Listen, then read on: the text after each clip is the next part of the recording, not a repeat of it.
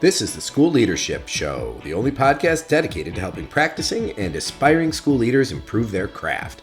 The School Leadership Show brings together thought leaders from inside and outside of education to deliver you the insights and tools you need to succeed in school leadership.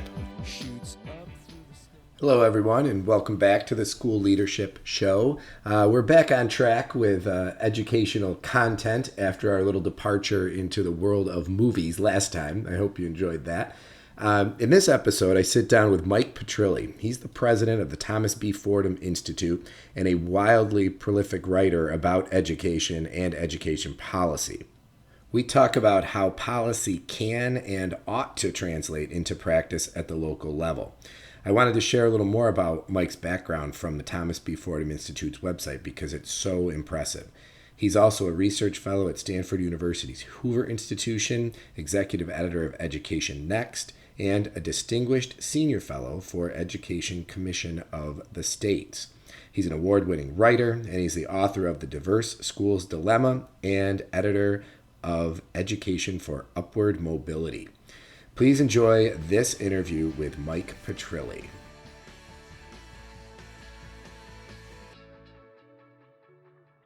I'm here with Mike Petrilli from the Thomas B. Fordham Institute. Mike, thanks for joining me today. Oh, it's my pleasure. Thanks for having me. So, can you tell folks who don't know, maybe they've been living under rocks or something in the world of education, what is the Thomas B. Fordham Institute and the foundation, and what are you guys all about? Sure. So the Thomas B. Fordham Institute is best known as a national education policy think tank.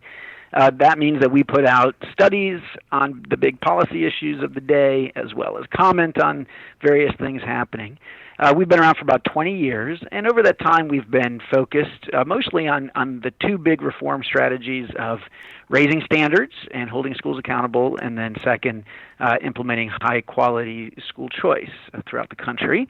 I will say that though we tend to focus on policy matters, we also sometimes get into issues that are more about practice, and that would be especially in the context of, say, implementing the Common Core standards and what schools are doing to make those real inside classrooms.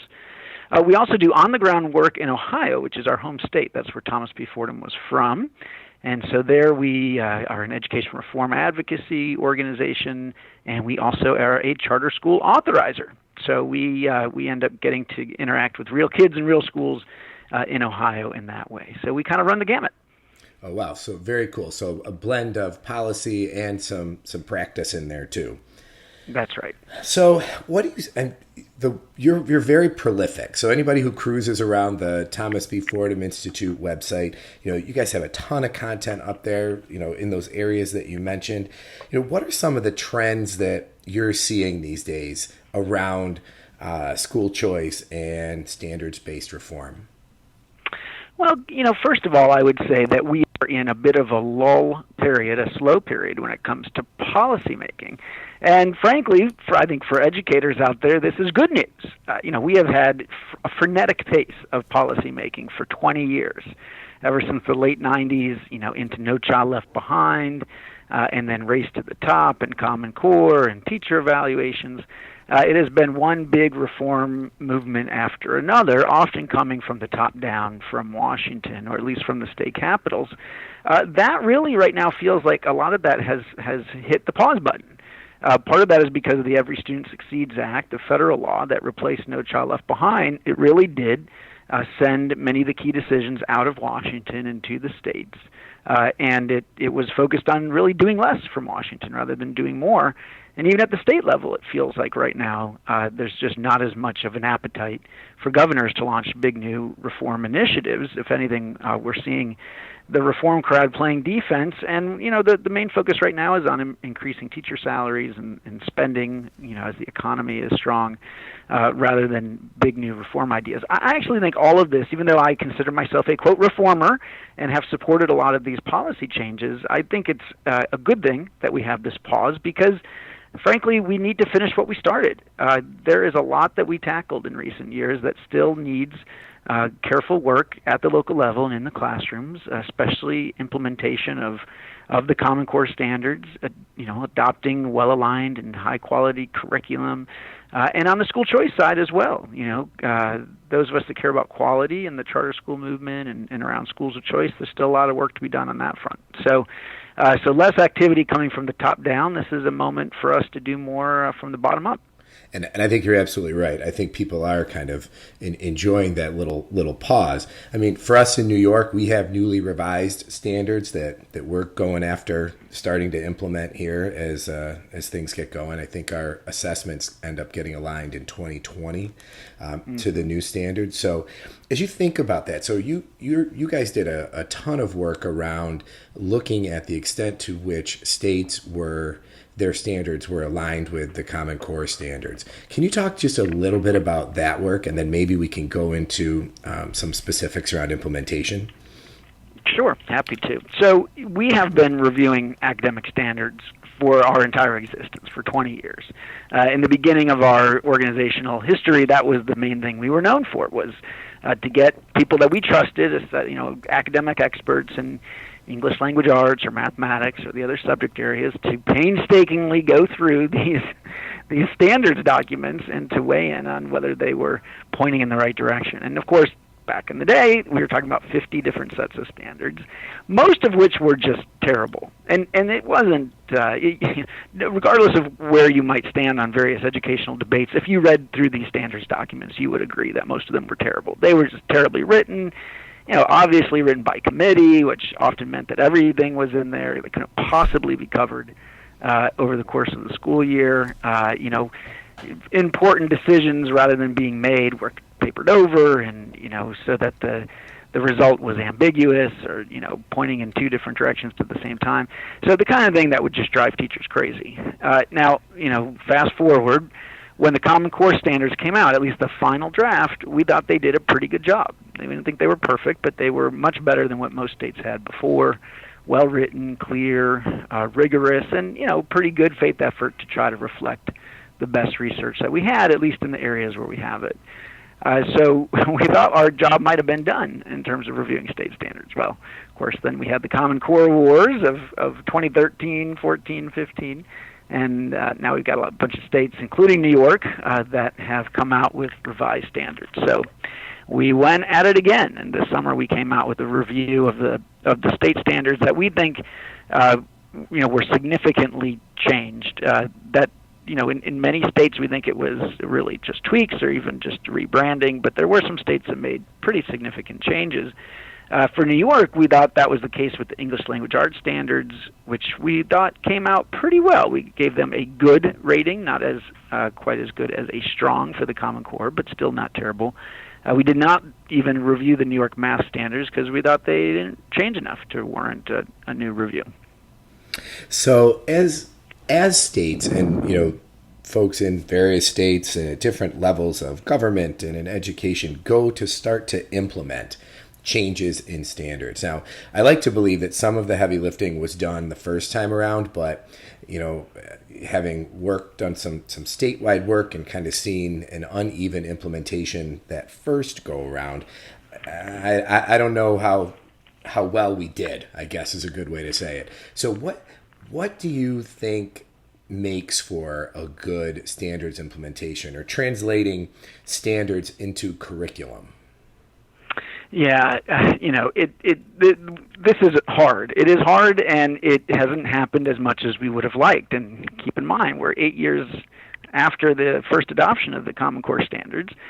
So, but we do see some places where this has gone well. I would point to Louisiana as a state that's been very serious about it. The state superintendent there and the State Department of Ed have been working very hard to, first of all, help districts vet the various curricular products that are out there and understand which ones are aligned to the standards and which ones aren't, and then to make it easier, just bureaucratically, to purchase the materials that are actually aligned, to make that less burdensome and even less expensive. And that strategy seems to have worked. When you look across the districts in Louisiana, which of course is a very conservative state and very much a local control state, still you see widespread adoption of some high-quality curricular materials that are very much aligned with the Common Core. So if it can be done in Louisiana, we figure it can be done elsewhere, and yet we really haven't seen that many other states be willing to show that kind of leadership. They say, well, it's really up to the districts. At the district level, best we can tell, and we don't have great data on this, but some surveys and some market research information seems to indicate that maybe 10%, maybe 15% of school districts across the country have adopted an aligned curriculum. This really leaves me scratching my head. I mean, especially in the last, say, year or two, now that we do have at least a handful of very good curricular products out there, some from the traditional publishers, some from some upstart new nonprofits, some that are open source. It is now possible to find some really good stuff in math and English language arts. And so I have a hard time understanding why any district would not adopt those better aligned curricular materials. I guess I have school people tell me, well, Mike, it's more complicated than that, or you got to understand the timelines we're talking about, or just how these decisions are made by committee. The publishers still have their sales people out there trying to push districts in one direction or another. But this is something that should be doable, Mike, because the strong curricular materials exist, and there's no reason that we shouldn't be using them. And, teachers tell us again and again in surveys that they want high-quality curriculum. That doesn't mean they're going to teach to it, all the time or slavishly. They, of course, are going to use their own judgment about how to tweak it or how to go and move beyond it. But it's insane to have a system where we expect 3 million teachers to all figure it out on their own, which is what's still happening. We still have places, a majority of places, where the curriculum is Pinterest. That's nuts. No other system around the world operates like this. We used to call it the Julie Andrews curriculum. A few of my favorite things. Yes, and again, of course, it's fine for teachers to embellish, to bring their own originality and creativity and judgment and professional judgment to it, but they shouldn't have to start from scratch. Start with a really good curriculum and then go from there. That makes a world more sense than giving teachers nothing. Do you find that there's maybe we'll coin a term here, kind of the illusion of uniqueness, that a district feels it's so much different from all of its neighboring districts, which are virtually the same, but we can't possibly have something like anyone else, so we have to put our own stamp or our own spin on curriculum materials? Yeah, it's interesting. Yes, you hear that all the time. And sure, districts are different. So it's not necessarily one size that fits all, but we could probably group districts into some categories. You've got the big urbans, and you've got some, medium-sized suburbans, and you've got rural, and you got, so surely everybody is not their own snowflake. And again, there's just a huge difference between saying that we want to be able to have some flexibility, which of course you should, and saying that there's nothing we can learn from what other people have done. People have now invested tens of millions of dollars into developing strong curricular materials that, by and large are written by teachers who have been well trained in the Common Core standards and but also understand the practicalities of teaching in a classroom.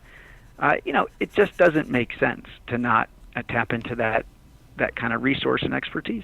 Or to have larger systems, whether it's, regions or states that collaborate and do some of that work together. So maybe it is a little different, right, but it's still, you're working the collective versus individual teachers out there trying to do their own thing. Yep. So, I definitely view standards, and I think you would probably agree with me, as an important tool for trying to achieve equity in terms of education across our country. By having some consistent standards, we can hold systems accountable to get students college and career ready. You had a recent piece that talked about the sweet spot between defeatism and utopianism. Mm-hmm. You want to talk a little bit about that? I'd love to. So we have been thinking about standards for 20 years, and over that time we've seen this pendulum swing. There was certainly a time, I would say in the 90s, when the expectations were much too low. We had states reporting that 90%, 95% of their kids were doing fine. And that was the message that was going home to parents, even from the state tests. Even though those same states, you'd turn around and you'd find out that maybe 20-25% of the kids were actually ready for college. Now, not everybody needs to go to college or a 4-year college, but certainly we know that most families aspire to that and are surprised when their child turns 18 and they find out that they're not anywhere near ready, and there were no warning signs. So we got to raise the bar, but we don't want to raise it to the point that it's ridiculously utopian. It's one thing to have high standards, another thing to say, for example, well, everybody, it's because kids who take calculus and pass calculus do great in college, we should therefore make it the goal that everybody passes calculus. That's just not necessary nor likely. So how do we find this sweet spot? And what I basically argue was that when we're talking about little kids, elementary school kids, we should probably err on the side of aiming too high. We know now from more and more research that when teachers have high expectations for kids, and when they get them to stretch above their current reading level or mathematical level, they make more progress than if you just aim all the instruction and assignments at their current level. This is why the Common Core talks a lot about making sure kids have access to complex texts and to grade level texts, and that teachers help them work on reading these tougher texts with a lot of support and scaffolding. Not all day. There's also the time when it's appropriate for them to be working at their current level, but at least some of the time to be stretching, and so that they catch up and make progress. So let's aim higher in the elementary schools.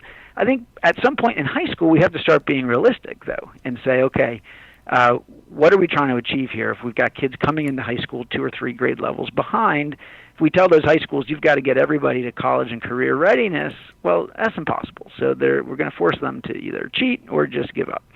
And so my argument there is let's set the bar for high school graduation at a level that indicates somebody's ready to be full participant in our democracy, and to go out and get at least a job in the workplace, that they've got the basic reading and writing and math skills.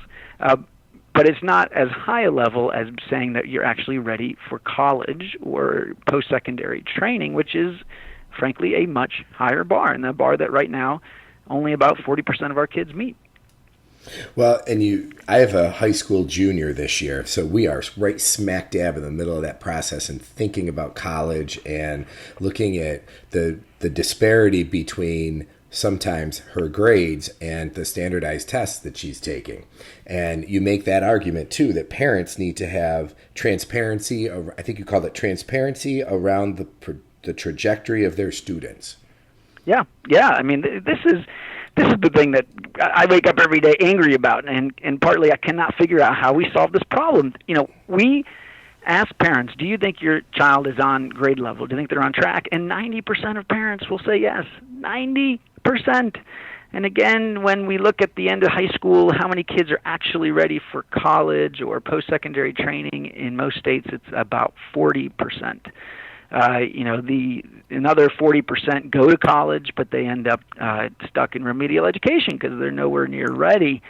And so something is not working. And this is even in this age where we have these new, tougher tests the states are giving that are at least once a year telling parents that their kids are not doing well or not doing as well as they need to be doing to be on track.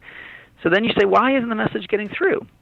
Well, it could be that those test score reports are super jargony and hard to understand. And I think that's part of it. But I think the other big part is what parents are hearing from schools, from kindergarten on up. And what they mostly hear and what they mostly see on report cards is that the kids are doing fine. The message that schools are giving is, everything's okay. And I just beg educators to really ask themselves, what message are we sending to the kids who are not hitting that proficient level? They may be near the average, or they may be doing okay for their school, but if they are not on track for college success, they and their parents have a right to know that. And keep in mind, these are families who aspire for their kids to go to college. Whether, that's always the right thing or not, that is their aspiration. We should tell them if their kids are on track and be honest with them. And just ask ourselves, if we're giving A's and B's to kids who are 2 grade levels behind, are we really doing a service by them? Well, and I think, like you said, I mean, there may be folks may be a little bit looser at the younger grades, but then once you get to high school, I was a high school math teacher, and if I had kids getting hundreds all through the year in geometry, and then they don't pass the state regents exam, there's a problem there. And, Yeah. and I think do you think there's a policy solution to that, or does all that work have to be done at the local level? Yeah, no, it's a good question. I mean, look, the big policy work was to get the state test to be more honest about whether kids are on track, and I think that we have done that. Again, maybe the score reports could be better designed and clear and more honest. But and I don't know. I think a lot of the work is at the local level. It's about report cards, and what goes on those report cards, and how schools are grading kids, and how the parent-teacher conferences are going. Maybe at the state level we could collect more information about all of that. But that is something that is quintessentially local. And so, I hope that local educators take it on. I do too. And it's interesting too, in this particular time now, we're also seeing a move toward putting things like having to do with social emotional learning onto the report cards. Mm-hmm. And I wonder what impact that ends up having long term when it comes to transparency about their trajectory. Yep. No, definitely. And look, I'm sympathetic. We get it. It's not all about academics. These other things matter, though they tend to be really hard to measure. and look, there've been some surveys and focus groups. Parents get very nervous, when you start judging their child on their social emotional abilities, as you can imagine. So that has to be done, very carefully. But there should be some bottom line. Every report card I've ever seen tends to look like some bureaucratic printout, and especially think about it for the younger ages. Is there some bottom line that says, we're worried about Johnny. We're concerned. Johnny is not on track. I mean, plain language like that would get the attention of their loved ones. Why not? Why not say that? So, as we think about this current context and implementation of standards and adoption or creation of aligned curriculum materials, and looking even all the stuff we have going on about teacher evaluation, even as it does settle down, there's still New York is embroiled in looking at that whole process. What advice do you have for local leaders? So this podcast is geared toward building and school district leaders and aspiring leaders. What advice, based on your work, what you've seen both at the local level, at the policy level, at the federal and state level, what advice would you have for folks?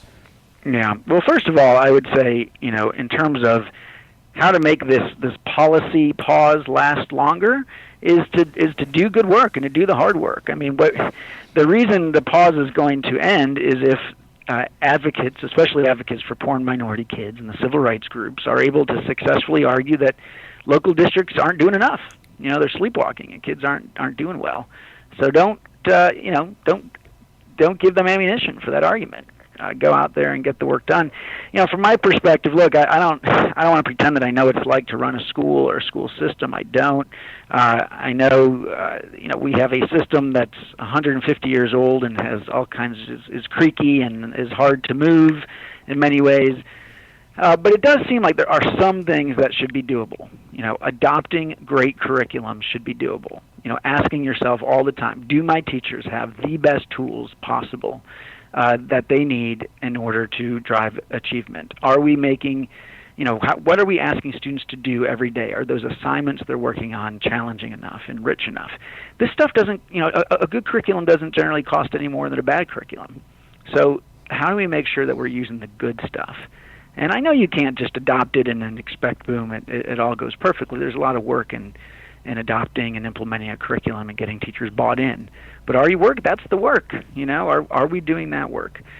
What does our teacher coaching look like in this school, and are we doing that work? What are we doing around our new teachers to make sure they get the support they need? And are we taking seriously this very important responsibility when we decide whether a new teacher deserves to earn tenure or not?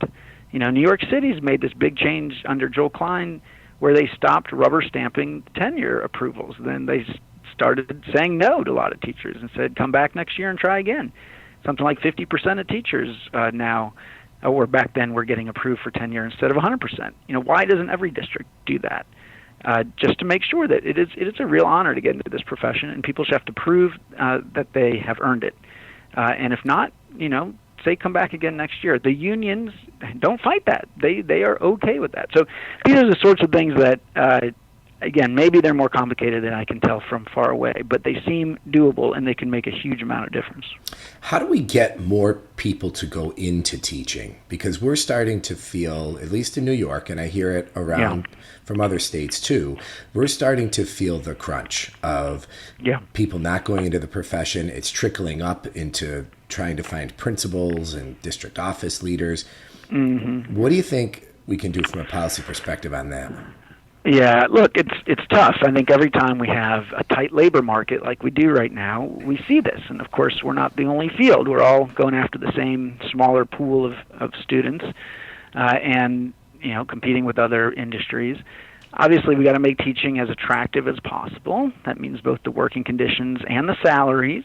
And if we need to get the salaries up, we need to make some hard decisions. And it says, what are we spending the money on that could be going into salaries instead? And some of that's tough. We've hired a lot of people in the last couple of decades that work in schools but don't actually, stand in front of a classroom. I think some of those roles are quite valuable, the coaches and the like that are helping teachers get better. But maybe some of those roles we could lose if we had to. There's other things. There's a new Education Next article up a few weeks ago about retiree health care, that we've still got all these districts that are paying, in many cases, very expensive health care policies for people who are no longer teaching, and sometimes their spouses, and sometimes their families. Well, that's money that could be going into the salaries of new teachers instead. So if this is about making tough decisions across the board. Which it's challenging. It's challenging at every level, and I think your work and the Institute Foundation's work does a great job of helping to inform that thinking, I would argue, all the way down to the local level. And I appreciate that. How do you stay current? What are you reading? What's getting you excited these days? Mm-hmm. It's a good question. First of all, I am trying to block out the larger world and politics, and that's hard these days.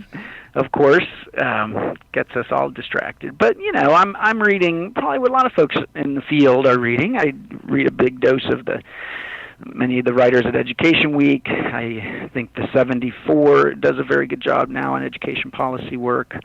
Chalkbeat. The major national newspapers all have beat reporters that are, I think, writing some pretty good stuff these days, from the New York Times to the Washington Post and on and on. I like to think that our work in Ohio and our individual charter schools is keeping us somewhat grounded on how things are really going in the real world and what's happening. I love the work that Doug Lemov does at Uncommon Schools and now increasingly with traditional public schools. There's a lot of good stuff happening out there. The question is how to make it the norm and not the exception. So I want to be sensitive to your time because I know you are a busy guy. And this, like I said, this podcast is for leaders, many of whom are really busy people. Do you have any productivity tips for people? Any little secrets or things that you've come across that you think help you get your work done? Oh my gosh, it's so hard. I will give you one. I invested the $100 a year for this program called Sane Mail that sits on top of my Gmail, and it has a couple of cool little features that I love that help me not go insane when it comes to email. Like I can, at the beginning of the day, look at all my emails and stuff I don't really need to deal with that day. I can put into a box that says "Sane Tomorrow," and it just disappears until the next day. And for me, that really works because I get stressed out when I see all this stuff in my inbox. So that's one little thing that works for me. I'm very lucky, very fortunate. I get to lead a think tank and spend a lot of my time writing and tweeting and not having to do the tough work of actually running a school. But it does work for me to block out time on my schedule. For me, it's in the mornings when I can do that kind of intellectual work and not get distracted with meetings and other stuff. And having the discipline to try to keep that time sacred is tough sometimes, but it definitely pays off. Well, Mike Petrilli, president of the Thomas B. Fordham Institute and super prolific writer on your website, and you have so much great content on there. I appreciate your time, and thanks for coming on. Great. Thank you, Mike. Really appreciate it. Thanks for listening to this episode of the School Leadership Show, a podcast for aspiring and practicing school leaders. Send your comments, questions, and show ideas to me, Mike, at schoolleadershipshow.com. And please consider rating the podcast in iTunes and leaving a comment. And definitely pass the show along to your colleagues.